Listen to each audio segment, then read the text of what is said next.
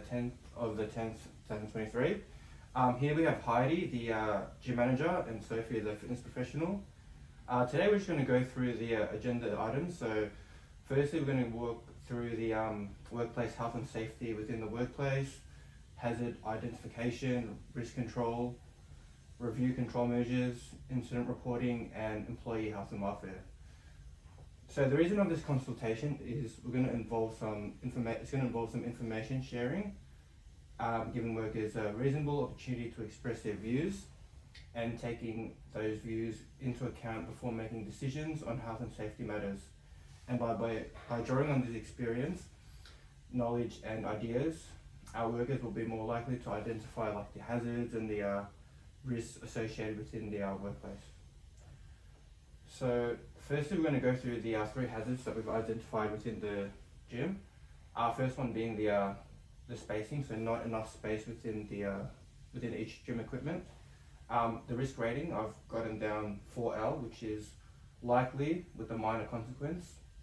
The second hazard is the no ventilation or no air conditioning.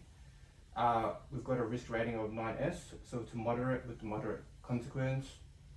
And the third hazard is some equipment being not maintained well. The risk rating for that being 6M, so unlikely to a moderate consequence. So for the first hazard, we're going to go through the risk control. So before each workout, we can remove any equipment that is not being used for that specific training session. We've got a due date of the 15th of the 9th, which is next week. For the second hazard, so the ventilation and no air conditioning, so when training in summer, we can install a portable fan and open the garage, the roller shutter, when training in hot climates, just to allow ventilation and allow fresh air to come in. That will be also due on the 15th of the 9th, next week.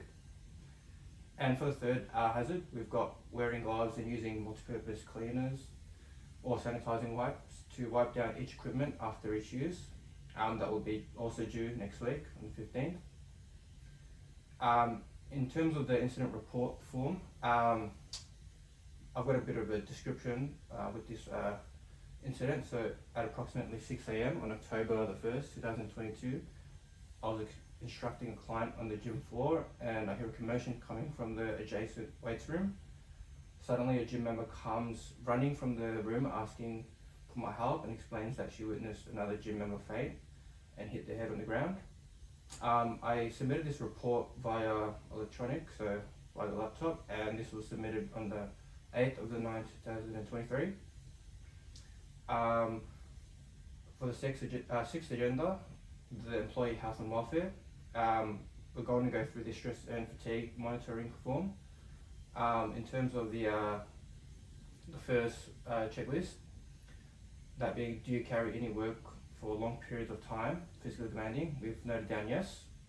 For the second one, do you carry work for long periods which is mentally demanding? We've written down no.